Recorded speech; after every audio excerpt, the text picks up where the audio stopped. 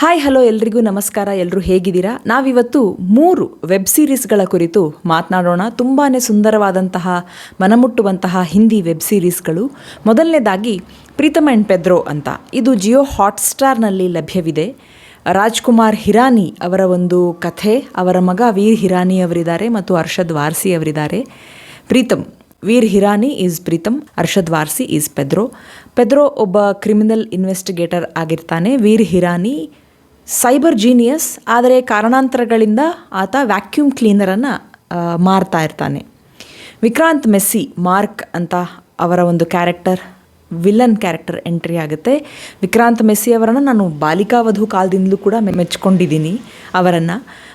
ಅವರು ಪ್ರೀತಮ್ನ ಹುಡುಕಾಟದಲ್ಲಿದ್ದಾರೆ. ಯಾಕೆ ಪ್ರೀತಮ್ನ ಹುಡುಕಾಟದಲ್ಲಿದ್ದಾರೆ? ಈ ಒಂದು ವ್ಯಾಕ್ಯೂಮ್ ಕ್ಲೀನರ್ ಮಾರುವ cyber genius Pritam, crime inspector Pedro, ಇವರಿಬ್ಬರ ಮಧ್ಯೆ ಹೇಗೆ ಸ್ನೇಹ ಆಗುತ್ತೆ, ಇವರಿಬ್ಬರು ಸೇರಿ ಹೇಗೆ ಕೇಸ್ಗಳನ್ನು ಸಾಲ್ವ್ ಮಾಡ್ತಾರೆ.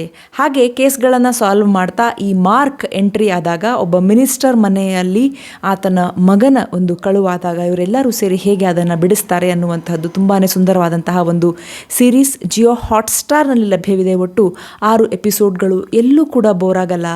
ಕೊನೆಯಲ್ಲಿ ಈ ಸೀಸನ್ ಮುಗಿದಂತಹ ರೀತಿ ನನಗೆ ತುಂಬಾ ಇಷ್ಟ ಆಯಿತು. ಇದನ್ನು ಅವಿನಾಶ್ ಅರುಣ್ ಅವರು ನಿರ್ದೇಶನ ಮಾಡಿದ್ದಾರೆ.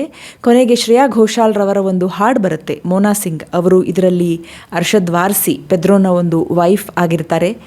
ತುಂಬ ಸುಂದರವಾದಂತಹ ಒಂದು ಹಾಡಿದೆ. ಕಭಿ ಕಿಸಿ ಸೆ ಮಾಫಿ ಮಾಂಗಿಲೋ, ಕಭಿ ಕಿಸಿ ಕೋ ಮಾಫ್ ಕರ್ ಭಿ ದೋ ಅಂತ ತುಂಬ ಸುಂದರವಾಗಿದೆ. ಆ ಒಂದು ಸೀಸನ್ ಈ ಹಾಡಿನೊಂದಿಗೆ ಮುಗಿದಾಗ ಒಂದು ಕಂಪ್ಲೀಟ್ ಫೀಲಿಂಗ್ ಬರುತ್ತೆ. ಎಲ್ಲರೂ ನೋಡಬಹುದು. ಜಿಯೋ ಹಾಟ್ಸ್ಟಾರ್ನಲ್ಲಿ ಲಭ್ಯವಿದೆ. 2ನೇ ಸೀರೀಸ್ ನಾವು ಈ ದಿನ ಮಾತನಾಡೋಣ. ಆದರ್ಶ್ ಬಾಲ ವಿದ್ಯಾಲಯ ಅಂತ. ಒಟ್ಟು 7 ಎಪಿಸೋಡ್ಗಳಿರುವಂತಹದ್ದು ಅಮೆಜಾನ್ ಪ್ರೈಮ್ನಲ್ಲಿ ಲಭ್ಯವಿದೆ. ಇದನ್ನು ಹಿಮಾಂಕ್ ಗೌರ್ ಅವರು ನಿರ್ದೇಶನವನ್ನು ಮಾಡಿದ್ದಾರೆ. ಕೆ ಮೆನನ್ ಅವರಿದ್ದಾರೆ, ಅರ್ಚನಾ ಪೂರಣ್ ಸಿಂಗ್ ಅವರಿದ್ದಾರೆ. ಕೆ ಮೆನನ್ ಜ್ಞಾನೇಶ್ವರ ತ್ರಿಪಾಠಿ ಅಂತ ಒಂದು ಸರ್ಕಾರಿ ಶಾಲೆಯ ಪ್ರಾಂಶುಪಾಲರಾಗಿದ್ದಾರೆ.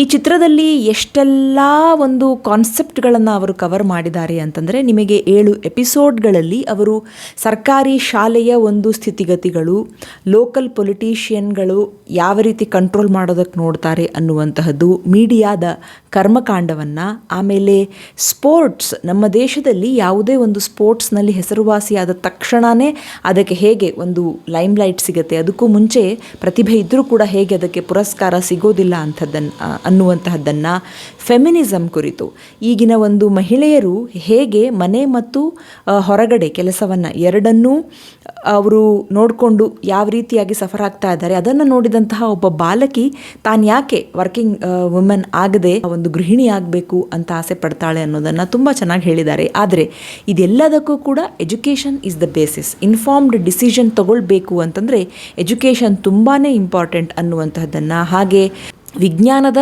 ಅದರಲ್ಲೂ ಬಯಾಲಜಿ, ಜೀವಶಾಸ್ತ್ರದ ಪಾಠವನ್ನು ಮಾಡಬೇಕಾದಾಗ ಶಿಕ್ಷಕರು ಹೇಗೆ ಮುಜುಗರಕ್ಕೆ ಒಳಗಾಗ್ತಾರೆ, ನಾವು ಇನ್ನೂ ಯಾವ ರೀತಿಯಾಗಿ ಓಪನ್ ಮೈಂಡೆಡ್ ಆಗಿಲ್ಲ ಅನ್ನೋದನ್ನು ತುಂಬ ಸುಂದರವಾಗಿ ತಗೊಂಡಿದ್ದಾರೆ. ಕೊನೆಯಲ್ಲಿ ಈ ಸೀಸನ್ ಮುಗ್ದಾಗಲೂ ಕೂಡ ಒಂದು ರೀತಿಯಾದಂತಹ ತೃಪ್ತಿ ಮನಸ್ಸಿಗೆ ಬರುತ್ತೆ. ಎಲ್ಲರೂ ಕೂಡ ನೋಡಬಹುದು. ಬಿಂಜ್ ವಾಚ್ ಮಾಡುವಂತಹ ಸರಣಿ ಅಂತಲೇ ಹೇಳಬೇಕು. ತುಂಬ ಸುಂದರವಾದಂತಹ ಸರಣಿ ಆದರ್ಶ್ ಬಾಲ್ ವಿದ್ಯಾಲಯ ಅಮೆಜಾನ್ ಪ್ರೈಮ್ನಲ್ಲಿ ಲಭ್ಯವಿದೆ, ನೋಡಿ. ಇನ್ನು 3ನೇದು ನನಗೆ ತುಂಬ ಇಷ್ಟ ಆಯಿತು. ಮುಸಾಫಿರ್ ಕೆಫೆ ಅಂತ.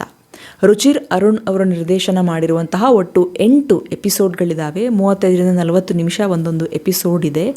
ಇದರಲ್ಲಿ ವಿಕ್ರಾಂತ್ ಮೆಸ್ಸಿ ಅವರ ಕ್ಯಾರೆಕ್ಟರ್ ಹೆಸರು ಚಂದರ್ ಅಂತ, ವೇದಿಕಾ ಪಿಂಟೋ ಅಂತ, ಸುಧಾ ಅಂತ ಹೇಳಿ, ಮತ್ತು ಮಹಿಮಾ ಮಖ್ವಾನಾ ಅವರು ಪ್ರೀತಿ ಅಂತ.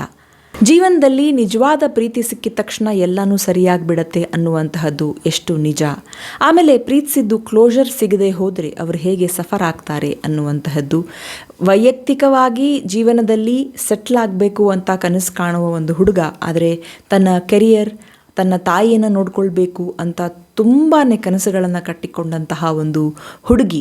ಆ ಹುಡುಗಿಗೋಸ್ಕರ ಈತ ತನ್ನ ಒಂದು ಜೀವನವನ್ನು ಕೂಡ ಆಕೆಯ ಜೊತೆಗೆ ಸೆಟ್ಲಾಗೋದಕ್ಕೆ ಬಯಸ್ತಾನೆ. ಆದರೆ ಆಕೆ, ನಿನ್ನ ಕನಸುಗಳಿಗೂ ನೀನು ಪ್ರಾಮುಖ್ಯತೆ ಕೊಟ್ಟು ನೀನು ಅದರ ಕಡೆ ಹೋಗು, ನನ್ನ ಕನಸುಗಳಿಗೆ ಪ್ರಾಮುಖ್ಯತೆ ಕೊಟ್ಟು ನಾನು ನನ್ನ ಕಡೆ ಹೋಗ್ತೀನಿ ಅಂತ ಆಗುವಾಗ ಶಾಶ್ವತವಾದ ಒಂದು ಸಂಬಂಧವನ್ನು ಕಟ್ಟಿಕೊಳ್ಳಲು ಹೇಗೆ ಸಾಧ್ಯವಾಗೋದಿಲ್ಲ, ಈ ರೀತಿಯಾದಂತಹ ಡಿಫ್ರೆನ್ಸಸ್ಸಿಂದ ಹೇಗೆ ಸಂಬಂಧ ಮುರಿದು ಬೀಳುತ್ತೆ, ಇಬ್ಬರೂ ಕೂಡ ಮೂವ್ ಆನ್ ಆಗಲ್ಲ. ಹಾಗಂತ ಇಬ್ಬರೂ ಕೂಡ ಮಾತಾಡಿಕೊಂಡು ಯಾಕೆ ಈ ರೀತಿ ಆಯಿತು ಅಂತ ಕೂತ್ಕೊಂಡು ಕ್ಲೋಜರ್ ತಗೊಳ್ಳೋದಿಲ್ಲ. ಹಾಗೆ ಮುಂದುವರಿತಾರೆ. ಒಂದು ಕೆಫೆಯನ್ನು ಕಟ್ತಾರೆ. ಆತ ಕೆಫೆ ಕಟ್ತಾನೆ. ಅಲ್ಲಿ ಆತನಿಗೆ ಪ್ರೀತಿ ಅನ್ನುವವಳು ಸಿಗ್ತಾಳೆ. ಆಕೆಗೆ ಗೊತ್ತು, ಹಿಂದಿನ ಒಂದು ಕಥೆ ಗೊತ್ತು. ಆಕೆಗೆ ಸದಾ ಕಾಡುವಂತಹ ಇನ್ಸೆಕ್ಯೂರಿಟಿ ಎಲ್ಲಿ ಬಂದುಬಿಟ್ರೆ ಏನು ಅಂತ. ಈಗಿನ ಒಂದು ಜನರೇಷನ್ನ ಕಥೆಯನ್ನು ತುಂಬ ಸುಂದರವಾಗಿ ಹೆಣೆದಿದ್ದಾರೆ. ಪ್ರೀತಿಯ ಬಗ್ಗೆ ತುಂಬ ಸುಂದರವಾಗಿ ಹೆಣೆದಿದ್ದಾರೆ. ಮನಸ್ಸಿಗೆ ನಾಟುವಂತೆ ಈ ಒಂದು ಸೀರೀಸನ್ನು ತೆಗೆದುಕೊಂಡು ಹೋಗಿದ್ದಾರೆ. ಆದರೆ ಕೆಲವರಿಗೆ ಇದು ಇಷ್ಟ ಆಗದೇ ಇರಬಹುದು. ಯಾಕಂದರೆ ಇಲ್ಲಿ ಮದುವೆ ಅನ್ನುವ ಕಾನ್ಸೆಪ್ಟನ್ನೇ ಅಲ್ಲಿ ಪ್ರಶ್ನೆ ಮಾಡುವ ರೀತಿ ಇದು ನಿಲ್ಲುತ್ತೆ. ಮುಸಾಫಿರ್ ಕೆಫೆ ಎನ್ನುವಂತಹ ಒಂದು ಹಿಂದಿಯ ಒಂದು ಕಾದಂಬರಿಯನ್ನು ಆಧರಿಸಿಯೇ ಈ ಒಂದು ಸೀರೀಸನ್ನು ಮಾಡಿದ್ದಾರೆ. ಹಾಡುಗಳು ಕೂಡ ತುಂಬ ಚೆನ್ನಾಗಿದೆ. ಲೊಕೇಶನ್ಸ್ ತುಂಬ ಚೆನ್ನಾಗಿದೆ. ಈ 8 ಎಪಿಸೋಡ್ಗಳನ್ನು ನೀವು ನೋಡಿದ ಮೇಲೆ ಮನಸ್ಸಲ್ಲಿ ಒಂದು ಅವ್ಯಕ್ತವಾದಂತಹ ನೋವು, ಅಯ್ಯೋ ಹೀಗಾಯ್ತಲ್ಲ ಅನ್ನುವಂತಹ ಒಂದು ಭಾವ ನಿಮ್ಮಲ್ಲಿ ಉಳಿಯುತ್ತೆ. ಕೊನೆಗೆ ಕನ್ಕ್ಲೂಷನ್ ಕೊಡೋದಿಲ್ಲ, ಓಪನ್ ಎಂಡೆಡ್. ನೀವು ಅದನ್ನು ಯಾವ ರೀತಿ ಬೇಕಾದರೂ ನೀವು ಕನ್ಕ್ಲೂಷನನ್ನು, ಅಂತಿಮವನ್ನು ವೀಕ್ಷಕರೇ ಬರ್ಕೊಳ್ಬಹುದು ಅನ್ನುವ ಒಂದು ರೀತಿಯಲ್ಲಿ ಈ ಒಂದು ಸೀರೀಸನ್ನು ತೆಗೆದುಕೊಂಡು ಹೋಗಿದ್ದಾರೆ. ಅದ್ಭುತವಾದಂತಹ ಸೀರೀಸ್ ನೆಟ್ಫ್ಲಿಕ್ಸ್ನಲ್ಲಿ ಲಭ್ಯವಿದೆ. ನನ್ನ 3 web series recommendation: Pritam and Pedro Jio ಹಾಟ್ಸ್ಟಾರ್ನಲ್ಲಿ ಲಭ್ಯವಿದೆ, ಆದರ್ಶ್ ಬಾಲ್ ವಿದ್ಯಾಲಯ ಅಮೆಜಾನ್ ಪ್ರೈಮ್ನಲ್ಲಿ ಲಭ್ಯವಿದೆ, ಮುಸಾಫಿರ್ ಕೆಫೆ ನೆಟ್ಫ್ಲಿಕ್ಸ್ನಲ್ಲಿ ಲಭ್ಯವಿದೆ.